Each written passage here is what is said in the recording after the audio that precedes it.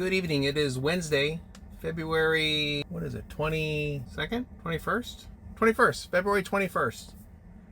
It is currently 6:13 in the evening and I am about to get started here. Tonight, we're going to do a little something different. Last night, if you watched the video, which I will connect up above, I talked about drivers accepting rides with low dollar per mile. Hey, screen, where'd you go? And, you know, the difficulties of surviving on wages per mile amounts, you know, like less than $1, less than 75 cents. And taking those rides really because I think they're taking the rides for the dollars that are being earned versus the rate that it's paying. And the trade-off there is driving somewhat longer distances for lower rates to earn the miles. So what I thought I would do tonight is something totally opposite to what I normally do, really kind of against how I typically drive. And that is, tonight I lowered my dollar per mile amount down to 60 cents per mile as the minimum. And it basically, you know, if you were a over-the-road long-haul trucker and you were a company driver, you would typically make, like, the top end dollar per miles that most company drivers make is somewhere between, let's say, 53 and maybe 60 cents a mile for a company driver, because essentially you're paying you to sit in the seat and make the truck go down the road, and they're bearing all the expenses for that to happen, right? So you're getting paid a very meager dollar per mile to make the truck go, as opposed to if you were an owner operator, an independent contractor, so to speak, you would earn much higher dollar per mile rates on loads because you're bearing all the expense. The company is basically taking a cut of what that dollar per mile is, what they're charging the customer to move the freight, and then they pay you whatever that dollar per mile is. And you know, in that situation, obviously you're looking for loads that are going to pay at a minimum rate to cover your expenses and for you to earn money, a profit, so you have money to go home with at the end of every week or month. And Uber, driving for Uber is no different than that. You need to have a minimum rate that you have to earn that covers your expenses, and hopefully you've padded to generate some form of profit, which is your essential take-home pay to do this job. So tonight we're going to operate Uber as if you are a company driver, where you are going to be paid the smaller amount, and basically you're getting paid to just move and operate a vehicle for the company. And I think that that's part of the problem with a lot of drivers, is they're thinking of this job as if they are company drivers and not independent contractor operator owners, where they have to cover their expenses. So tonight, the geographic restrictions are still in place with Para, so I didn't change anything like that. The only thing that I did was I lowered the dollar per mile threshold to 60 cents per mile, and I limited the distance of travel to a maximum of 20 miles. So no ride over 20 miles will be declined automatically, but anything over 60 cents and more should be accepted, as long as it falls within the geographic restrictions that I've set up. So that's the deal. And when this is done, I will compare tonight to a previous Wednesday to see how the earnings compare overall between the two nights, where one I'm driving like I normally do, like an independent contractor, compared to a night that I'm driving as if I'm a company driver. So that's what's going to happen tonight. Let's get started. Again, Para is already set up, but we got to turn it on. So let's do that. Para is on, and then let's make sure Mile IQ is ready to go, and it is. So let's get rid of that one, and let's go back. All right, so everything is set up, everything's ready to go. Let's go online and let's see what happens. I think this is gonna be, what? Oh, hold on, let me fix this. I'll be right back. All right, we're online. We are back online. Tonight looks way different than last night. If you remember what last night looked like as far as what the heat map looked like, I mean, there's a lot more activity. Definitely better looking night as far as that's concerned. All right, let's see what happens. I'm gonna sit here and wait for a ride, and we're gonna take it if it's more than 60 cents a mile. I'll be back. All right, we got a ride. Didn't take long. We are on our way. When this gets done, I'll do some updates here with what these mileage dollar per miles look like, but we got our first ride, so I'm gonna go pick this passenger up and we'll get started. All right, quick update. So far so good. Been moving, getting some rides in. Just pretty consistent. This is the first break I've had since my first ride. Let's go back and look at what we've done so far. And again, I've been accepting everything that's been coming in has been accepted, so that's where we're at. So let's see here. This was the first ride. This kind of got me towards downtown. This one took me a bit into downtown at $1.28, $1.86. It's a decent ride. It's a pretty typical ride for me.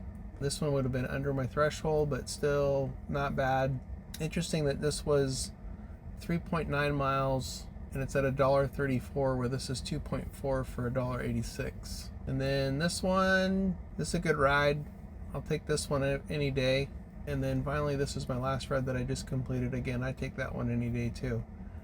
Those are pretty decent rides. So far, so good. So far, the really only two questionable rides have been for this one for $8.68 and the $13.92, which was the first ride of the day. Those are the only two rides that I would not normally accept.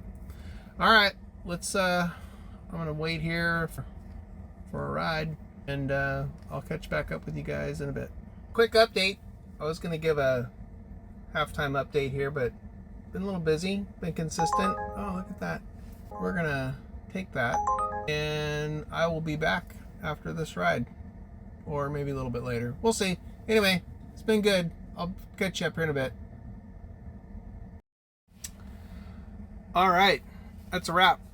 Back in the garage, we're wrapping up tonight. So let's do this. First things first, let's turn everything off so we don't get any more offers. And there's a good overview of my night. You can see where I started and then what I did over the course of the night. Stayed pretty tight in the grid, surprisingly. And really, I don't think I took very many rides that were not like my norm. Once I got in there, I got pretty lucky at the beginning of the night with the ride that I picked up over here where that green dot is, and then dropped her off right up here on Ellen Street, and then right after that got a ride over to the Hilton, which is right there in that little loop, which then took me back into downtown from there. So I mean, that worked out pretty well. The first ride definitely not anywhere near what my dollar threshold is, but that was the whole point, was to do that. So what I'm going to do is wrap up here, come back in the morning after I put I log all my rides and then get the numbers, and I'll do a wrap tomorrow morning on the numbers, and we'll do a comparison between tonight, this Wednesday, and last Wednesday, and just to see how it compares with how the two nights compare. So we'll do that tomorrow, but in the meantime, final numbers for tonight. Let's take a look. Not bad. 20 trips, 158. I'll take that. It's a pretty decent night for a Wednesday. So yeah, we'll continue this in the morning with a wrap up when we look at the numbers to see how we did. All right, we'll be back later. All right, so it is actually a week later from the end of the video that you're just watching. Today is February 28th, and I would add in the numbers to show the comparison of what driving last Wednesday was like compared to a previous Wednesday where I had the $1 restrictions on per mile, as well as the geographic restrictions as well. So as you can see here on the screen, the dollar per mile average was $4.38. the dollar per mile net, and the net number I think is way more important than the 438, only because the net is the fare divided by the miles driven to get to that number. And I think that's a more accurate measure because the promo can come and go depending on what Uber does, and tips are unpredictable and not really, I don't really consider them in the whole grand scheme of things. What I'm looking for when the fare comes up on the screen is, you know, a dollar per mile that meets my requirement, which is generally like $1.50 or $1.75 in most cases. But on this night, if you recall, I said that we were going to lower it down. I think it was at 65 cents. I'm pretty sure about that. Anyway, so the night turned out was 251 was the average, and it took me 125 miles to get to that number. And this number here, the 126, I think is a far more important number even than this number here, because this is the total amount of the night earned versus divided by the number of miles driven, which got me to $1.26.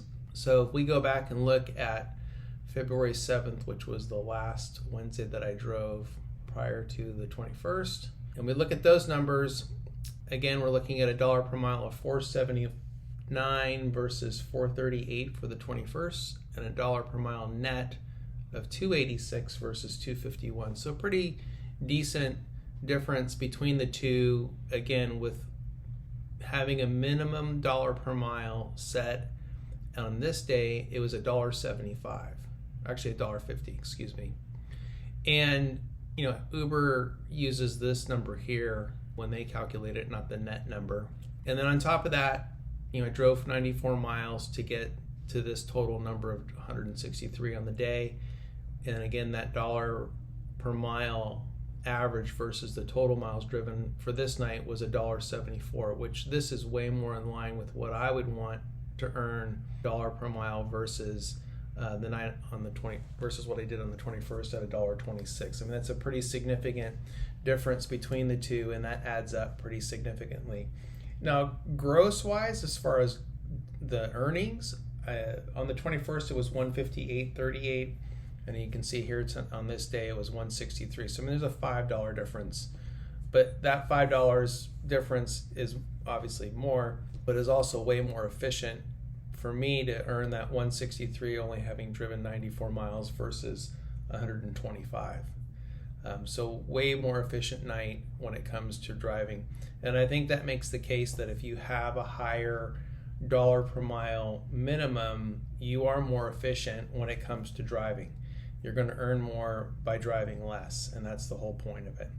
So I think what's going to happen is actually tonight, since it's Wednesday, I'm going to do another one of these videos where I'm going to accept everything that comes in, and I'm going to not have any geographic restrictions on, just to see how it compares between the three. And I'll do another summary video at the end of the day tonight to comparison between the three nights.